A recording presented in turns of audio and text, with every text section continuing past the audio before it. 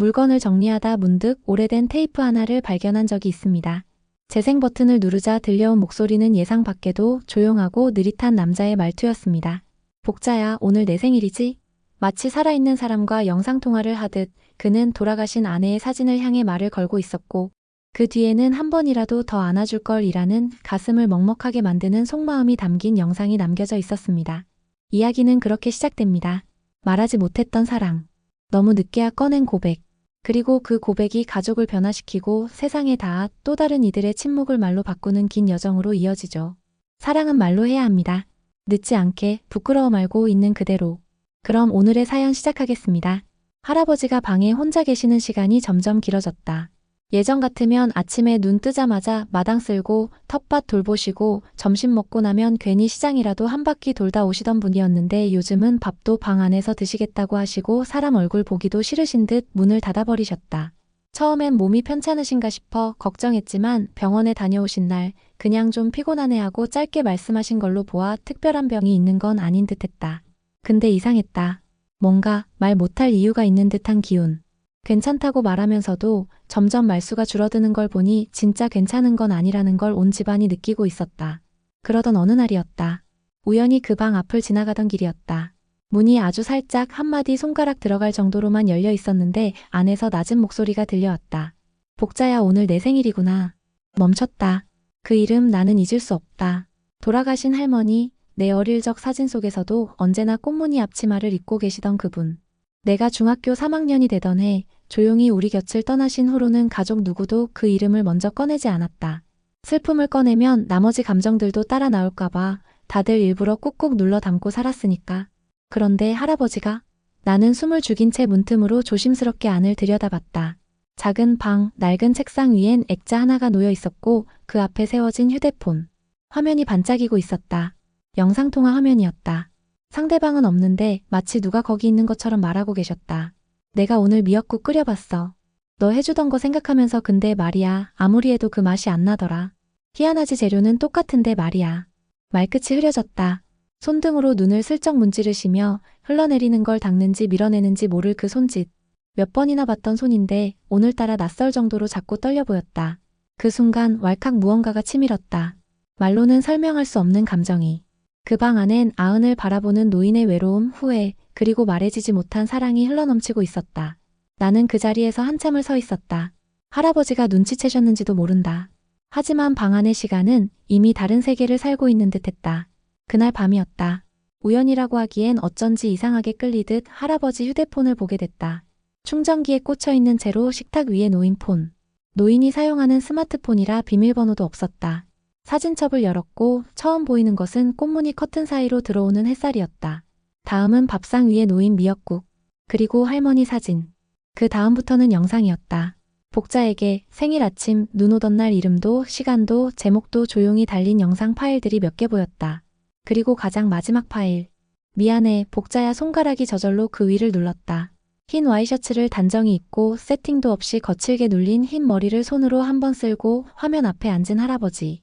얼굴은 익숙했지만 그 표정은 처음 보는 것이었다. 긴장과 서름이 엉켜 굳어진 턱선, 그리고 떨리는 목소리. 복자야, 내가 너한테 그렇게 말 못하고 살아서 지금에서야 미안하단 말 꺼내는 것도 참 우습지.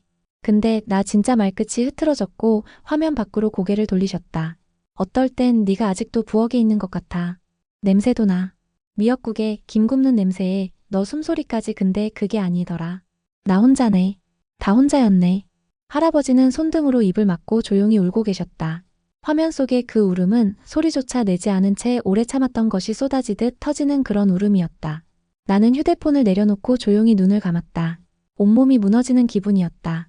살아있다는 건 이렇게 말 한마디조차 마음대로 하지 못하고 하루하루를 밀어내듯 사는 일일까?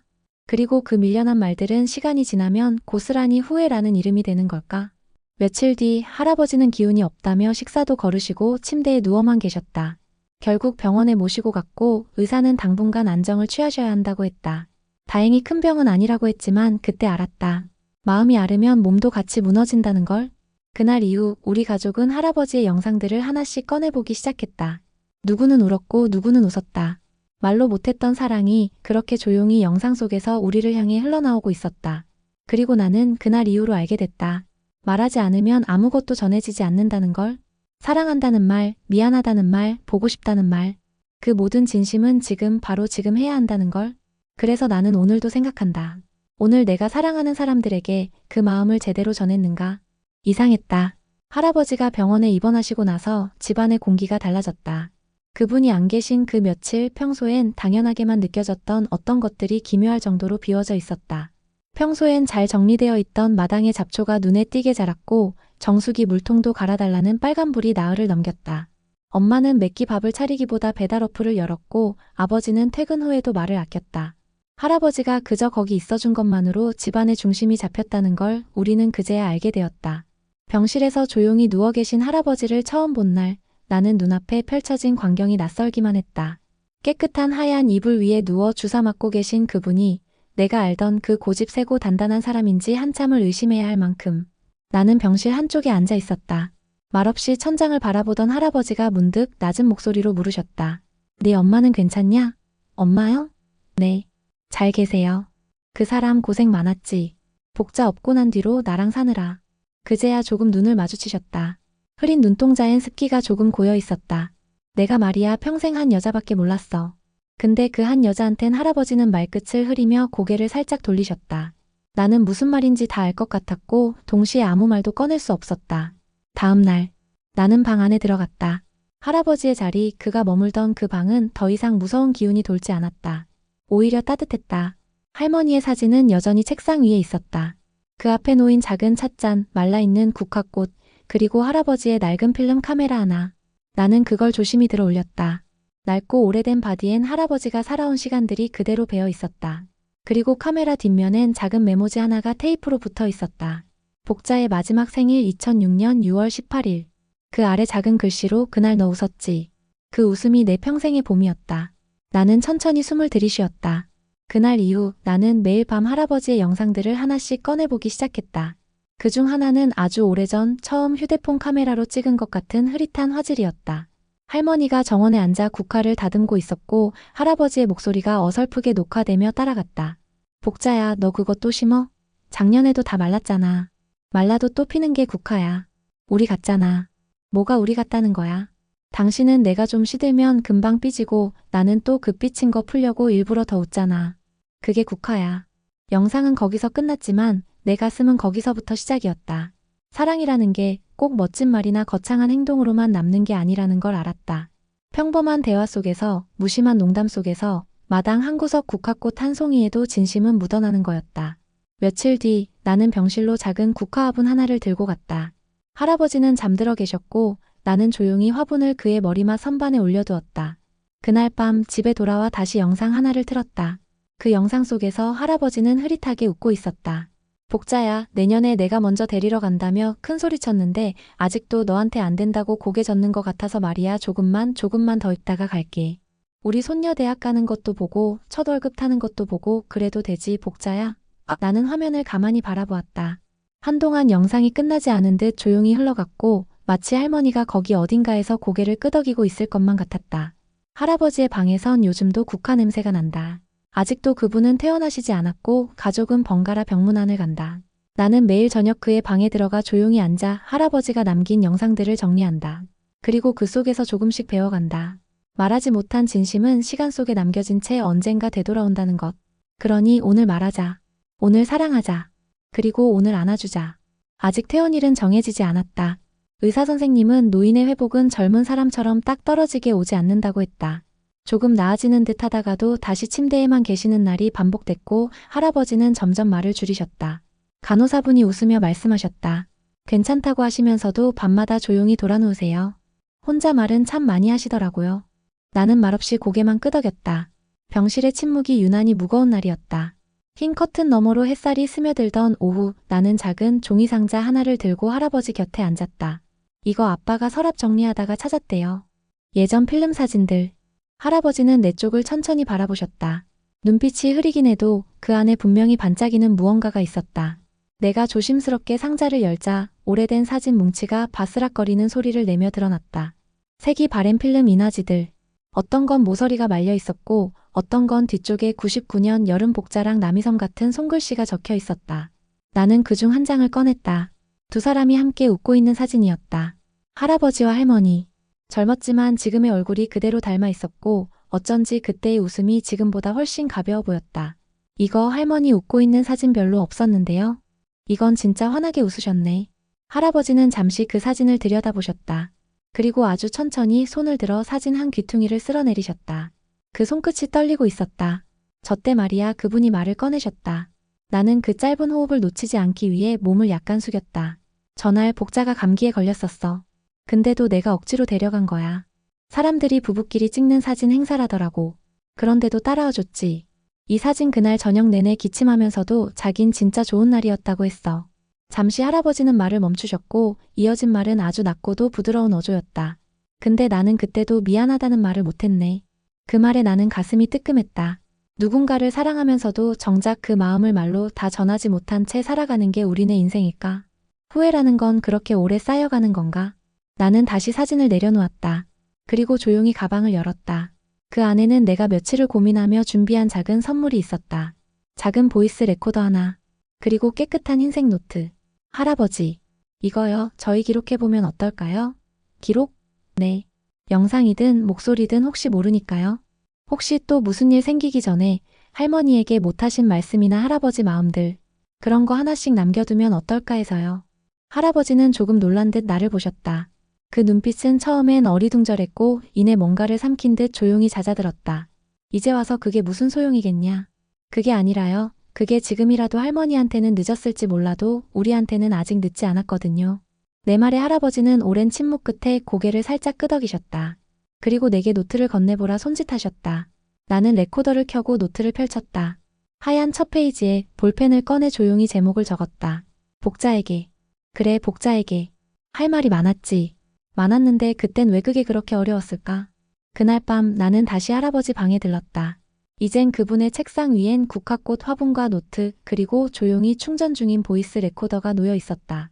할아버지는 병원에 계셨지만 마치 그 자리에 그의 마음이 남아있는 듯했다. 그리고 나도 그 자리에 앉았다. 레코더를 켜고 조용히 입을 열었다. 할머니 안녕하세요. 저예요. 할아버지가 조금씩 다시 웃기 시작했어요. 아직 서툴고 느리지만 할아버지 방식대로 당신을 다시 꺼내고 있어요. 병실 한 구석에 기대 앉아 조용히 노트를 넘겼다. 며칠 사이 글자가 제법 많이 들어찼다. 할아버지는 여전히 말수가 적었지만 이상하게도 펜만 잡으면 손이 먼저 움직였다. 짧은 문장, 조용한 문장. 그런데 그 하나하나가 나를 멈춰 세우곤 했다. 복자야, 너는 늘 나보다 먼저 웃었지. 그래서 나는 내가 잘하고 있는 줄 알았다. 그 문장 앞에서 한참을 머물렀다. 이건 그냥 옛사랑의 미련이 아니라 두 사람만의 오래된 고백이었다. 오늘도 편지 쓰셨어요? 나는 조용히 묻고 병상 곁으로 다가갔다. 할아버지는 작은 미소를 지으며 고개를 끄덕였다. 그 손엔 오늘도 파란색 볼펜 자국이 선명했다. 그래. 어젯밤에 잠이 안 와서 말이야. 손이 먼저 가더라. 나는 웃으며 노트를 받았다. 그런데 그 다음 페이지를 넘기다 말고 숨이 멎는 것 같았다. 복자야, 내가 너를 사랑한 시간보다 네가 날 사랑한 시간이 더 길었던 것 같아. 그게 문득 미안해지더라. 무심한 척하던 사람이 한 줄에 이렇게 진심을 담을 줄은 몰랐다. 나는 노트를 닫았다. 그리고 그 순간 결심이 하나 생겼다. 다음 주 가족 모두가 모인 저녁 자리였다. 오랜만에 병원 밖 외출허가가 난 날이었다. 작은 생선구이 냄새에 할아버지가 젓가락을 드는 속도가 달라졌다. 우리는 괜히 눈치를 보며 웃었다. 엄마는 부엌에서 국을 푸고 있었고 아버지는 맥주캔을 따면서 내 쪽을 흘끗 보더니 말했다. 오늘 뭐 준비한 거 있다며? 나는 고개를 끄덕였다. 그리고 작은 스피커를 꺼냈다. 병원에서 할아버지 몰래 녹음해둔 그 노트의 일부를 소리로 남긴 것이었다. 플레이 버튼을 누르자 조용한 할아버지의 목소리가 공간에 울려 퍼졌다. 처음엔 아무도 웃지 않았다. 모두 숨을 죽인 채 멈춘 시간 속에 가만히 귀를 기울였다. 복자야, 너 생일날마다 미역국 끓여줬지. 나는 그게 당연한 줄 알았는데 그게 너한텐 사랑이었더라. 어떻게 그렇게 말 한마디 없이도 나를 챙겼는지 나는 이제야 알겠어. 엄마는 국을 들고 오다 말고 멈춰섰다. 아버지는 눈을 깜빡이며 잔을 내려놓았고 동생은 말없이 입술을 깨물었다. 할아버지는 우리 모두를 둘러보다 이윽고 한마디만 남기셨다. 이거 내가 한 말 맞나? 나는 고개를 끄덕였다. 할아버지는 그제야 작게 웃었다. 그 웃음은 쑥스러움과 안도 그리고 늦은 용서가 섞인 그런 웃음이었다. 그날 밤 할아버지는 내게 조용히 말씀하셨다. 네가 내 대신 말해줘서 고맙다. 아니요. 이건 할아버지가 직접 하신 거예요. 그저 제가 그걸 꺼낸 것뿐이에요. 할아버지는 고개를 천천히 끄덕이며 창밖을 바라보셨다. 봄비가 내리고 있었다. 창문 너머 가느다란 물줄기들이 마당에 흙을 두드리는 소리, 할머니가 살아계실 땐 매번 마당에 나가 장화부터 꺼내놓던 그런 비. 복자도 들었을까? 나는 대답 대신 책상 위에 놓인 액자를 바라봤다. 사진 속의 할머니는 조용히 웃고 계셨다. 마치 이미 다 알고 있었다는 듯이. 그날 이후 나는 종종 할아버지의 노트를 정리하기 시작했다. 노트의 제목은 그대로 복자에게였고 뒤를 따라 우리 손녀에게라는 장이 하나 새로 생겼다. 그곳엔 할아버지가 내게 해주고 싶은 말이 하나씩 적혀 있었다. 사랑은 늦게 와도 괜찮다고, 진심은 돌고 돌아도 결국 도착한다고, 무뚝뚝해도 아무리 서툴러도 괜찮다고. 그리고 가장 마지막에 적힌 문장 하나. 네가 있어서 나는 말할 수 있었다. 그날 이후 할아버지의 방엔 사람들이 자주 드나들기 시작했다. 엄마는 틈만 나면 방 청소를 자청했고 아버지는 미뤄둔 전등 교체며 창틀 먼지까지 손수 닦아냈다. 동생은 책상 위 국화화분에 물 주는 일을 자기 몫으로 삼았다. 그 방엔 여전히 할머니의 사진이 있었고 그 앞에 조심스레 놓인 노트 한 권이 있었다. 나는 매일 밤 노트를 들춰봤다. 아무 말 없이 조용히 누가 쓰라 한 것도 아닌데 할아버지는 자꾸 뭔가를 적고 계셨다. 처음엔 복자에게 쓰는 편지들이었고 요즘은 그 글 속에 우리 가족도 하나씩 스며들고 있었다. 어느 날 그런 문장이 있었다. 복자야, 우리 손녀가 내 눈을 닮았다. 말할 땐 나를 닮아서 괜히 멋쩍은 척하지만 사실은 누구보다 따뜻한 아이야. 나는 손끝으로 그 문장을 따라 쓰듯 천천히 짚었다. 이 글자들은 단순한 기록이 아니라 한 세대의 마음이 다음 세대로 흘러가는 다리 같았다. 그리고 나는 그 다리 위에 조심스레 발을 딛고 서 있었다. 봄이 깊어갈 무렵 할아버지의 상태는 부쩍 좋아졌다. 의사 선생님은 몸이 움직이기보다 마음이 먼저 살아났나 봐요 하며 웃으셨다. 나는 그 말이 전부는 아니란 걸 안다. 아마도 할아버지에게 다시 말할 수 있는 공간이 생겼기 때문일 것이다. 그전까진 방 안의 침묵 속에 스스로를 가둬놓고 계셨다. 누구한테도 꺼내지 못했던 후회와 슬픔을 이제야 조금씩 말로 꺼내는 법을 배우고 계신 것이다. 그리고 그 변화는 우리 모두에게 전염처럼 번지고 있었다. 예, 이거 너 할머니가 남기고 간 거야. 어느 날 엄마가 내게 조심스레 봉투 하나를 건넸다. 노란 종이 봉투, 구겨진 가장자리 그리고 뒷면에 손녀에게 라고 적힌 글씨. 이거 언제 받은 거예요? 그땐 네가 어렸잖니. 열어보기도 아까워서 서랍 깊숙이 넣어놨는데 요즘 네가 할아버지 옆에서 저렇게 있으니까 문득 생각나더라. 나는 숨을 삼켰다. 봉투를 열자 작은 종이 편지와 함께 오래된 사진 한 장이 나왔다. 나와 할머니가 마당에서 손잡고 서 있는 사진이었다. 어린 나는 입이 한껏 벌어져 있었고 할머니는 고개를 살짝 숙인 채 날 바라보고 있었다. 이 사진은 본 적 없었다. 아마도 할머니가 따로 간직해뒀던 걸까? 편지를 펼쳤다. 우리 손녀야, 이 편지를 읽는 지금은 내가 옆에 없을 수도 있겠구나. 그래도 괜찮아. 사랑은 꼭 곁에 있어야만 전해지는 게 아니란다. 나는 내 손을 잡았던 그날부터 알았단다. 이 아이는 참 따뜻한 아이구나. 그러니까 언젠가 누군가의 마음을 안아줘야 할 일이 생기면 조금 돌아가더라도 꼭 품어주렴. 사랑은 네가 잘하는 거울이니까. 나는 편지를 내려놓고 눈을 감았다. 그리고 마음속으로 할머니에게 말을 걸었다. 할머니, 이제 알 것 같아요.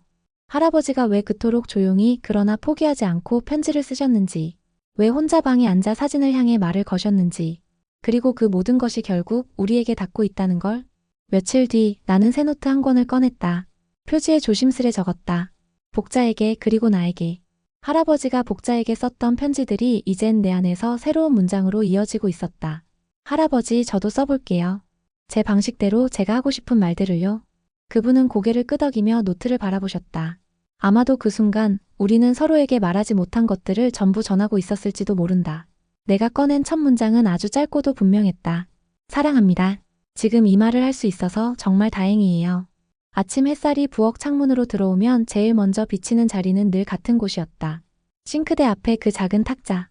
할머니가 살아계실 땐 그 자리에 앉아 국을 시키셨고 그 자리에 앉아 아이들 간식을 썰어주셨고 또 그 자리에 앉아 할아버지를 기다리셨다. 요즘은 그 자리에 할아버지가 앉는다. 눈에 잘 보이지 않는 글씨를 조심스레 확대경으로 들여다보면서 손에 익지 않은 필기감을 감수하면서까지 노트를 쓰고 계신다. 나는 그 맞은편에 앉아 같은 노트를 꺼냈다. 처음엔 그냥 기록이었다. 그저 잊지 않기 위한 메모처럼 시작했는데 이젠 마음을 붙일 자리를 하나씩 새로 짓는 느낌이었다. 기억이 머무는 집, 그리고 그 집엔 서로를 향한 말들이 쌓여간다. 복자야, 손녀가 요즘 내 노트를 몰래 본단다. 몰래라고 하지만 다 알지. 그리고 이상하게 그게 싫지 않다. 이제는 누군가가 내 마음을 대신 들여다봐 주길 바라고 있는 내가 있더라. 그 문장을 읽고 나서 나는 할아버지가 왜 말보다 글을 택했는지 조금은 알 수 있었다. 말은 순간이지만 글은 남는다. 말은 흘러가지만 글은 돌아온다. 그리고 어떤 말은 시간이 지나서야 비로소 읽힌다. 그날 오후 나는 작은 상자 하나를 들고 마을 도서관을 찾았다. 몇 달 전부터 신청해둔 기억기록 워크숍이라는 프로그램이 있었고 우연히 그 마지막 날 모집에 내가 뽑혔다. 나이 지긋한 분들 사이에 앉아 있으려니 처음엔 어깨가 움츠러들었지만 곧 익숙해졌다. 누구는 전쟁 때 잃어버린 형 이야기를 꺼냈고 누구는 초등학교 때 도망간 아버지 이야기를 했다. 그리고 나는 할아버지와 복자에 대한 이야기를 꺼냈다. 처음엔 그저 슬픈 사랑인 줄만 알았어요. 근데요, 그게 아니라 할아버지는 아직도 사랑하고 계시더라고요. 살아있든 떠났든 상관없이요. 조용한 박수가 있었다. 그 순간 나는 알 수 없는 울음을 삼켜야 했다. 무언가 해냈다는 감정보다는 드디어 내가 사랑을 말할 수 있는 사람이 되었다는 안도감 때문이었다. 그리고 워크숍 마지막 날 나는 작은 발표를 했다. 제목은 복자에게 쓰는 두 번째 편지. 내용은 그간 내가 노트에 정리해둔 글들을 재구성한 것이었고 맨 마지막 문장은 이렇게 끝났다. 사랑은 유통기한이 없었습니다. 할아버지가 그렇게 말하지 않아도 보여주셨고 할머니는 말 없이도 오래 남겨주셨어요. 집으로 돌아와 나는 할아버지께 그날 있었던 일을 조심스레 말씀드렸다. 처음엔 그걸 왜 거기 가서 얘기하냐 하며 손사래를 치셨지만 이내 고개를 끄덕이셨다. 그래, 잘했다. 말하는 거 참 좋은 일이더라. 그러곤 말했다. 복자도 내가 그런 자리에서 우리 얘기했다면 꼭 옷 매무새 고치면서 웃었을 거야. 그 사람은 그런데 관심 많았거든. 나는 웃었고 할아버지도 웃었다. 그 웃음 안엔 지난 계절의 쓸쓸함이 조금 옅어져 있었다. 며칠 뒤 나는 가족들에게 제안을 하나 했다. 우리 이 노트 책으로 만들면 어때요? 모두가 놀란 눈으로 날 봤다. 이게 책이라고? 그냥 아버지 일기 아니냐? 아빠는 그렇게 말했지만 곧 아무 말도 덧붙이지 못했다. 그게요, 일기여도 괜찮아요. 이건 그냥 기록이 아니에요. 할아버지의 말이고 할머니에게 못다 한 편지고 결국엔 우리 모두의 이야기잖아요. 정적이 흘렀고 누군가 조용히 입을 열었다. 좋네. 기억이 사라지기 전에 기록으로 남겨두는 거. 복자도 좋아할 거야. 엄마였다. 그날 밤 나는 다시 노트를 펼쳤다. 그리고 조용히 적었다. 복자에게. 이제 우리 이야기는 나만 아는 이야기가 아니에요. 할아버지가 써내려간 말들이 누군가의 마음에도 남기를 바래요. 이제는 나도 누군가의 복자가 되어야 할 것 같아요. 책상이 점점 좁아졌다. 노트가 셋에서 여섯으로 늘었고 각기 다른 색깔의 포스트잇이 여기저기 붙었다. 가족 모두가 돌아가며 할아버지 글을 읽고 그 아래에 작은 메모를 붙이기 시작하면서부터였다. 엄마는 파란 메모지, 아빠는 회색, 나는 노란색. 그리고 동생은 알록달록한 캐릭터 스티커로 이건 눈물 쏟음주에 같은 태그까지 붙여놓곤 했다. 그걸 본 할아버지는 가만히 웃으셨다. 이렇게까지 할 일은 아닌데 말이야. 할아버지, 이거 그냥 책 아니에요. 우리가 다시 사랑을 배우는 과정이에요. 그게 기록이고 그게 가족이고요. 나는 웃으며 대답했다. 그 말이 너무 커 보이지 않도록 되도록 가볍게 말했지만 사실 내 안에서 그 말은 매일 자라나고 있었다. 동네 인쇄소에 간 건 6월 말이었다. 소장용 한 권만 만들고 싶었다. 누구한테 팔 목적도 아니었고 그냥 우리 가족만 볼 수 있게, 가끔 마음이 헛헛한 날 꺼내어 다시 읽을 수 있게. 인쇄소 사장님은 원고를 천천히 훑어보시다가 고개를 들었다. 이거 그냥 소장용으로 끝내기엔 아깝네요. 네. 지금도 이런 글 기다리는 사람 많아요. 요즘 사람들 말 못해요. 사랑해도 사랑한다고 잘 못해요. 그런데 이 글은요, 대신 말해줘요. 나는 한참을 말없이 앉아 있었다. 내가 몰랐던 의미가 남의 입을 통해 들려오고 나서야 비로소 실감이 났다. 그날 밤 식구들 앞에서 조심스럽게 꺼냈다. 혹시 책으로 정식 출간하면 어떨까요? 할아버지는 숟가락을 들다 말고 멈추셨고 아빠는 출판? 하고 고개를 갸웃했다. 그냥 단 몇 명이라도요. 우리 가족 말고 누군가에게도 이 글이 닿을 수 있다면 할머니가 남긴 말도 할아버지가 쓰신 말도 이 세상 어딘가에 더 오래 남을 수 있지 않을까 싶어서요. 말을 마치자 잠시 침묵이 흘렀다. 그리고 그 침묵을 깨고 할아버지가 말했다. 그럼 복자 이름은 넣어주라. 이 이야기는 결국 그 사람 이야기니까. 나는 고개를 끄덕였다. 그날부터 원고 작업은 더 정성스러워졌다. 오탈자 하나에도 다들 머리를 맞댔고 가족이 나란히 앉아 제목을 고르고 표지 색깔을 고르고 뒷표지에 들어갈 문장을 써내려갔다. 결국 책의 제목은 이렇게 정해졌다. 복자에게 말하지 못한 사랑의 기록. 표지는 담백한 회색. 그 위에 작게 놓인 국화꽃 그림 하나. 마치 그 자체로 할머니 같았다. 그리고 한 달 후 첫 번째 인쇄본이 도착했다. 택배 상자를 뜯는 순간 나는 괜히 숨을 참았다. 도톰한 종이 냄새, 무게감, 그리고 손끝에서 느껴지는 살아있는 시간들. 그 안에 할아버지의 후회, 할머니의 침묵, 그리고 우리 가족이 다시 서로를 바라보게 된 모든 날이 들어 있었다. 책을 건네드리자 할아버지는 한 장 한 장 넘기며 아무 말도 하지 않으셨다. 오래 눌러온 숨을 뱉듯 천천히 책을 덮은 뒤 조용히 말씀하셨다. 복자가 이거 보면 뭐라고 할까? 글쎄요. 그런 거 말고 그냥 웃지 않을까요? 할아버지는 잠시 나를 바라보다가 고개를 끄덕였다. 그 사람은 늘 그런 식이었지. 뭘 해도 괜찮다고 웃고 끝났어. 출간 소식은 작게 천천히 퍼져나갔다. 처음엔 이웃 아주머니들이 사가셨고 그 다음엔 엄마 친구들이 그리고 지역신문에서 작은 인터뷰 제의가 왔다. 사람들은 이 책이 어떤 책이냐고 물었다. 나는 늘 같은 말로 대답했다. 이건 사랑을 말하는데 서툴렀던 한 남자의 고백이에요. 그리고 우리가 그 고백을 어떻게 받아 안았는지에 대한 기록이고요. 책장을 덮고 나는 노트를 꺼냈다. 요즘은 그 노트 제목이 바뀌었다. 복자에게서 배운 것들. 거기엔 이제 나의 문장만 들어간다. 내가 보고 듣고 느낀 사랑의 형태들, 놓쳤던 말들, 그리고 이제라도 하고 싶은 말들. 오늘 엄마가 조용히 웃었다. 아마 엄마도 할머니한테 못 전한 말이 많았겠지. 나도 그랬던 것처럼. 그리고 언젠가 이 노트도 누군가에게 전해질 날이 오겠지. 말하지 못했던 사랑들이 이렇게라도 살아남기를 바라면서. 책이 세상에 나온다는 건 이상한 일이다. 이전까지는 그저 우리 식구들만 아는 일이었고 가족이라는 울타리 안에서만 오가는 이야기였다. 하지만 이제는 누군가의 손에 들려 누군가의 마음속으로 흘러 들어가고 있었다. 첫 번째 반응은 의외로 빠르게 왔다. 지역 도서관에서 열린 작은 북토크 행사에서였다. 책을 읽은 독자들이 직접 손글씨 편지를 써서 건네왔다. 노란 봉투 하나를 열었을 때 나는 숨을 잠시 멈췄다. 저도 제 아버지께 말하지 못한 사랑이 있었습니다. 그 사람은 너무 조용했고 저는 너무 늦게 철이 들어서 이 책 덕분에 처음으로 아버지 이름을 입 밖에 내봤어요. 짧은 문장이었지만 그 안에 담긴 시간과 감정의 무게가 느껴졌다. 그건 우리 할아버지의 이야기이기도 했고 누군가의 아버지, 남편, 아들, 연인이 했어야 했던 말들이기도 했다. 그 후로 할아버지는 한 번도 북토크 자리에 나오지 않으셨다. 나는 그런데 나가서 말할 사람이 아니다 하셨지만 책이 배송될 때마다 한 권 한 권 손수 이름을 적어 넣으셨고 봉투에 넣을 국화 그림도 직접 골라 출력해 붙이셨다. 말 대신 손이 더 바빠졌다. 사랑을 말하는 방식이 사람마다 다르다는 걸 우린 그분을 통해 가장 잘 배웠다. 가을이 깊어갈 무렵 한 통의 전화가 걸려왔다. 서울에 있는 중학교에서 학생들 인문 독서 수업에 이 책을 읽혔다는 소식이었다. 그리고 수업이 끝난 후 아이들이 함께 쓴 엽서가 도착했다. 할머니한테 잘해드려야겠다는 생각이 들었어요. 이 책 읽고 처음으로 우리 아빠가 눈물을 흘렸어요. 나중에 누군가를 사랑할 때 그때는 꼭 말할 수 있었으면 좋겠어요. 나는 그 엽서들을 모아 한 장씩 앨범에 끼웠다. 누군가의 시간이 우리 가족의 기록에 덧이 펴져 다시 피어나는 그 순간들이 아까워서. 그걸 보고 있던 할아버지는 한참 말이 없더니 책상 서랍에서 오래된 종이 한 장을 꺼내셨다. 할머니가 마지막으로 남겼다는 짧은 쪽지였다. 잘 살아. 그리고 말 좀 해, 당신. 나는 그 글씨를 보며 목이 턱 막혔다.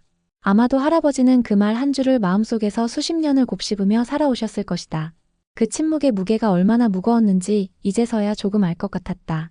그날 밤 나는 노트에 세 문장을 적었다. 사랑은 말로만 하는 게 아니라지만 말을 하지 않으면 전해지지 않는 것도 사실이다. 우리 할아버지는 침묵 속에서 가장 큰 사랑을 남기셨고 나는 이제 그 침묵을 풀어나가는 사람이 되고 싶다. 얼마 후 다시 한 통의 편지가 왔다. 이번엔 어느 요양원에서 일하는 간호사 선생님이었다. 이 책을 어르신들과 함께 읽었어요. 많은 분들이 조용히 눈물을 닦으셨고 어떤 분은 50년 전 돌아가신 아내 이름을 처음 꺼내셨어요. 사랑이 끝난 줄만 알았는데 말하지 못한 사랑은 여전히 누군가 안에 살아있더라고요. 나는 그 편지를 들고 조용히 할아버지 옆에 앉았다. 이제는 예전보다 훨씬 더 건강해지셨지만 말없이 창밖을 보는 습관만큼은 여전히 그대로였다. 할아버지, 누군가가요. 복자 할머니 이름을 처음으로 꺼내게 됐대요. 우리 책 덕분이에요. 그 말을 들은 할아버지는 눈을 깜빡이며 내 얼굴을 보셨다. 그 사람 이름 참 오랜만에 듣는구먼. 그리고 낮은 목소리로 아주 조용히 덧붙이셨다. 그 이름이 다른 사람 마음속에도 남았다는 게 고맙다. 그날 나는 또 하나의 사실을 배웠다. 사랑은 내가 떠난 뒤에도 다른 누군가에게로 옮겨가 조용히 다시 피어난다는 것. 밤이 되자 나는 다시 노트를 펼쳤다. 이젠 그 노트가 나만의 기록이 아니라는 걸 확신할 수 있었다. 복자에게, 그리고 그 이름을 몰랐던 수많은 복자들에게. 당신이 묻어둔 사랑이 누군가에게서 다시 말로 태어나고 있어요. 책이 출간된 지 벌써 석 달이 지났다. 처음엔 가족들끼리의 기억 정리였던 기록이 이제는 이름도 모르는 사람들과 마음을 나누는 연결점이 되었다. 나는 여전히 믿기지 않았다. 단 한 사람에게 말하지 못한 한 남자의 사랑이 어쩌다 이토록 많은 이들에게 닿게 된 걸까? 서울의 작은 북카페에서 복자에게 말하지 못한 사랑의 기록 북토크가 열렸다. 의외로 20대, 30대의 젊은 독자들이 많았다. 저희 엄마 아빠가 꼭 이런 분들이세요. 읽고 나서 아빠한테 처음으로 문자 보냈어요. 고마워요. 그리고 사랑해요. 진심은 이렇게 조용히 번진다. 누군가의 말이 다른 누군가의 마음속에서 메아리처럼 울리고 결국엔 그 사람의 말이 되어 다시 세상에 퍼져나가는 것. 나는 그 자리에서 작게 인사했다. 저는 복자의 손녀입니다. 그리고 이 이야기는 제 할아버지가 너무 늦기 전에 꺼내신 사랑의 기록입니다. 누군가가 조용히 눈물을 닦았다. 누군가는 고개를 깊이 끄덕였고 누군가는 메모장에 받아 적고 있었다. 할머니의 이름 석자가 사람들의 손에 마음에 새겨지고 있었다. 북토크가 끝난 뒤 한 아주머니가 조심스럽게 내게 다가왔다. 손에 오래된 편지 봉투 하나를 쥐고 계셨다. 이거요, 남편이 돌아가시고도 못 열어봤던 건데 이 책을 읽고 드디어 열었어요. 나는 천천히 고개를 끄덕이며 그분의 눈을 마주봤다. 그 편지 속 말들 너무 늦게 알아버렸거든요. 근데 책을 덮으면서 이런 생각이 들더라고요. 사랑은 끝났어도 여전히 내 안에 살아있다. 그 말은 마치 내 가슴에 직접 새겨진 듯했다. 나는 조용히 대답했다. 그러니까 아직 늦지 않은 거예요. 말하는 건 늘 늦어 보이지만 그 말이 닿는 건 언제나 꼭 맞는 때니까요. 집으로 돌아오던 밤. 기차 안에서 나는 가만히 창밖을 바라보았다. 불 꺼진 창문 너머로 흐르는 밤하늘, 그 어둠 속에서도 한 줄기 빛이 흘러가는 것 같았다. 할아버지의 말, 할머니의 미소, 그리고 우리 가족이 함께 다시 쌓아 올린 말의 온기들. 어쩌면 사랑이란 건 방향이 아니라 속도도 아니라 머무는 마음이 아닐까. 오래 머무는 마음. 늦더라도 떠나지 않는 마음. 요즘 할아버지는 방문을 닫지 않으신다. 사진 앞에 조용히 앉아 말을 걸고 계시는 그 모습이 이젠 집안의 일상이 되었다. 엄마는 가끔 부엌일을 하다가 창밖에 혼잣말로 웃는다. 복자 시어머니가 살아계셨으면 저한테 뭐라고 했을까? 아빠는 그럴 때면 괜히 냉장고 앞에서 헛기침을 하고 동생은 또 그런 분위기를 캐치하고선 장난기 섞인 농담으로 흐름을 깨버린다. 그런 소란 속에 복자는 여전히 우리 곁에 있다. 그리고 나는 두 번째 책을 쓰기 시작했다. 제목은 아직 정하지 않았다. 다만 이건 이제 내 이야기다. 할머니와 할아버지를 통해 나는 사랑을 알았고 그걸 어떻게 기억하고 어떻게 전해야 하는지를 배웠다. 누구보다 가까운 사람일수록 말하기 어려운 감정들이 있다. 하지만 그 말들이야말로 가장 오랜 시간, 가장 깊은 곳에 남는다. 그날 밤 나는 노트에 이렇게 적었다. 사랑한다는 말은 마음 안에서 오래 맴돌다 용기라는 문을 열고 나오는 말이다. 할아버지, 이제 저도 누군가의 복자가 되고 싶어요. 언젠가 제 말이 누군가의 시간에 머무를 수 있도록. 노트의 마지막 장을 펼쳤다. 몇 달 동안 꾹꾹 눌러 써온 문장들이 페이지마다 묵직한 숨결처럼 남아 있었다. 어떤 문장은 갈필로 흐려졌고 어떤 문장은 글자 끝이 번져 있었다. 눈물이 떨어졌던 자리도 있었고 웃으며 쓴 듯 한 문장 끝에 물결 표시가 붙은 곳도 있었다. 나는 조용히 마지막 장에 연필을 들이댔다. 떨리는 손끝으로 마치 누군가에게 작별을 고하듯 천천히 써내려갔다. 복자에게, 그리고 나에게. 사랑한다는 말은 당신이 없는 지금에 와서야 이토록 자주 입에 오르게 되네요. 할아버지는 오늘도 책상 앞에 앉아 계신다. 손에는 오래된 볼펜, 책상 한켠엔 전보다 더 커진 액자. 예전보다 사진을 자주 닦으신다. 그리고 중얼거리듯 말하신다. 복자야, 오늘은 우리 손녀가 너한테 편지 하나 또 남겼더라. 나는 그 말에 살짝 웃었다. 언젠가부터 우리 집은 말을 주고받는 집 이대였다. 어색하던 말들이 어느덧 일상이 되었고 입 밖에 내기 어렵던 감정들이 식탁 위에 자연스럽게 올랐다.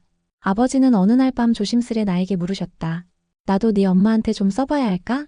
나는 아무 말 없이 고개를 끄덕였다.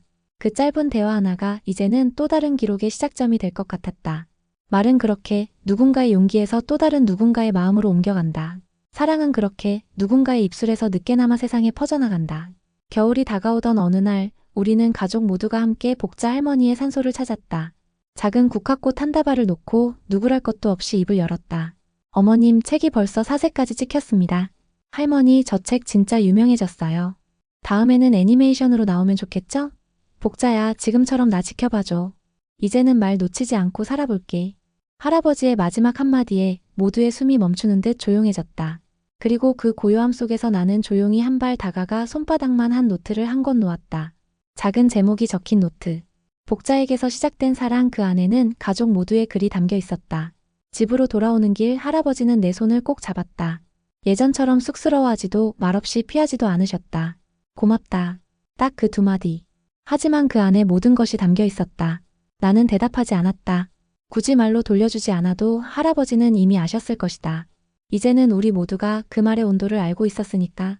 집에 도착한 후 나는 노트의 마지막 한 장을 조심스레 덮었다. 이번에는 어떤 말도 적지 않았다. 더는 기록하지 않아도 괜찮을 것 같았다. 이젠 말할 수 있는 사람이 되었고 들어줄 수 있는 가족이 곁에 있었으니까. 복자 할머니가 남기고 간 사랑은 이렇게 우리 안에서 오래 머물렀고 그 머무름이 또 다른 사랑이 되었다. 아무 말도 남기지 않은 마지막 페이지, 그 빈칸이 꼭 할머니의 침묵 같았다. 하지만 이제 나는 안다. 그 침묵은 무언도 아니었고 사랑이 머무는 자리였다는 걸. 말하지 못한 사랑은 결국 마음 한편에 오래도록 머뭅니다. 누구에게도 꺼내지 못한 채 때로는 후회로, 때로는 눈물로 남기도 하죠. 하지만 이 이야기를 통해 우리는 알게 됐습니다. 비록 늦었다고 느껴질지라도 진심은 끝내 누군가의 마음에 도착할 수 있다는 걸요. 할아버지의 조용한 고백은 가족을 바꿨고 그 사랑은 책이 되어 또 다른 이의 삶을 울렸습니다. 이제는 우리도 알고 있습니다. 사랑한다는 말은 망설이지 말고 머무를 수 있을 때 꼭 전해야 한다는 것을요. 시청해주신 여러분 진심으로 감사합니다. 이 이야기가 마음에 와닿으셨다면 구독과 좋아요 한 번씩 그리고 댓글로 응원해주세요. 여러분의 응원은 더 좋은 이야기로 돌아옵니다. 지금까지 미소한줌 이야기였습니다. 감사합니다.